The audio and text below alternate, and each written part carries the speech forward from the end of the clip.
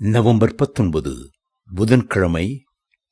நானே செய்வேன், கர்த்தராகிய நான் நிர்மூலமானவைகளை கட்டுகிறேன் என்றும் பாழானதை பயிர் நிலமாக்குகிறேன் என்றும் அப்பொழுது உங்களை சுற்றிலுமுள்ள மீதியான ஜாதிகள் அறிந்து கொள்வார்கள். கர்த்தராகிய நான் இதை சொன்னேன், இதை செய்வேன். எசேக்கியேல் 30:36.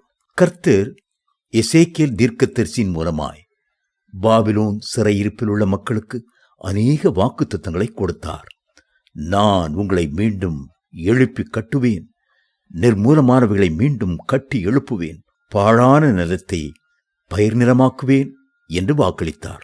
இஸ்ரவேல் ஜனங்கள் சிறையிருப்பிலே நம்பிக்கையற்று இருந்தார்கள். இது நடக்கிற காரியம்தானா என்று சந்தேகித்தார்கள்.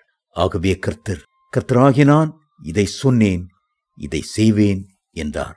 நம்முடைய தேவன் வாக்குத்தத்தங்களின்